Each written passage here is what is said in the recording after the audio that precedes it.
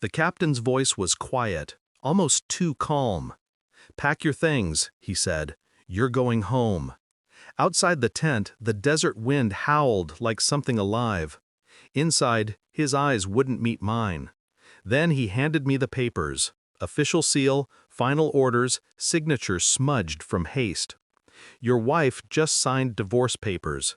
She's taking the kids, the house, your benefits." I didn't move, didn't blink. Then he turned his phone toward me. My daughter's voice filled the room, fragile and small. "Daddy, Mommy's boyfriend hurts me." My throat went dry. The world blurred at the edges, like sound fading underwater. I could hear her crying. Then a man's voice in the background, laughing.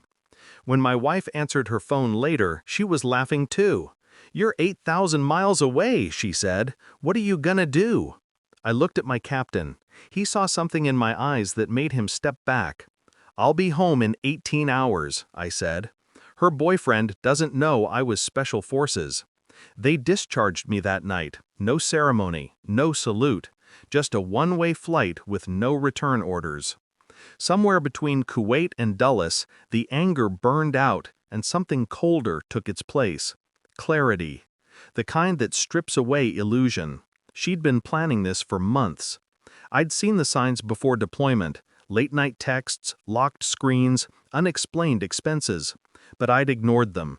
Told myself she was just lonely, raising 2 kids while I chased ghosts overseas. The moment I landed, I checked the accounts. My name was gone. Mortgage transferred, savings drained, the VA benefits rerouted. She'd taken everything but my discipline. I rented a car. No luggage, no sleep, just coordinates. Her new address came from a friend at the base who still owed me a favor. It wasn't our house anymore. It was his. I parked down the street and watched through the windshield. A man opened the door, barefoot, robe half-tied, comfortable. My son ran past him laughing. My daughter didn't. That told me everything. I didn't go in. Not yet. You don't move until you know the terrain.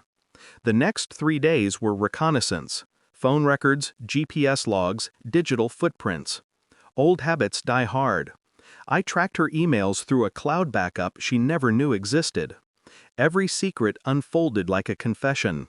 Money transfers, photos, hotel receipts, a life built on betrayal. The boyfriend wasn't just anyone. He was her divorce attorney, the man who drafted the papers, orchestrated the custody ruling, and falsified my mental evaluation with a paid psychologist. A tidy narrative, unstable veteran, unfit father. Meanwhile, my daughter was seeing a school counselor for night terrors. The note said she refused to go home. I compiled everything into a single file, timestamps, recordings, signed affidavits. Truth, packaged neatly. Not for court, for something higher. The men I used to work with didn't vanish after I retired, they just went quieter. I called her once more, calm, controlled. "Put him on the phone," I said. A pause, then a smirk in her tone. "Why? So you can threaten him?" "No," I said, "so he can hear what's coming." He took the phone, arrogant, confident, the kind of man who'd never faced consequence. "What, you gonna fly all the way back to teach me a lesson?" he said. I already did. That was all. I hung up. By morning, federal agents raided his law firm. Wire fraud, bribery, misuse of client funds. The Bar Association froze his license. Every document came from anonymous sources, each one authenticated. My wife's accounts collapsed next. IRS flags, custody case reopened.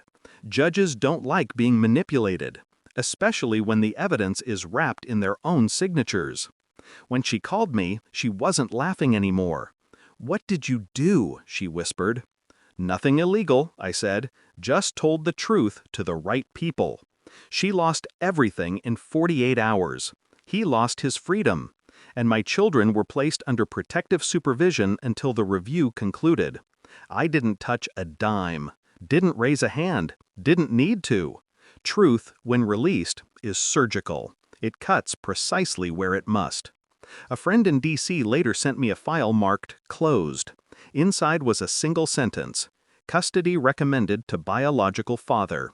Psychological assessment, stable. I didn't smile, just exhaled. Sometimes revenge isn't fire, it's frost. I visited my daughter at the group home before custody cleared.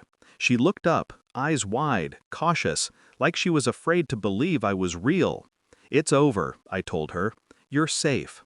She hugged me, small arms shaking against my chest. I didn't cry. I couldn't. You learn to control that part when you've seen enough human wreckage. Later that night, I sat outside, watching the sun rise over a world that didn't look the same. My phone buzzed. Unknown number. Her. Again. I let it ring until it stopped. There's a point where even pain runs out of meaning, where all that's left is silence and the knowledge that justice, quiet and deliberate, had already spoken. I turned off the phone, started the engine. 18 hours. That's all it took to lose everything, and to take it all back. I wasn't coming home for revenge. I was coming home for the truth, and she never saw the difference.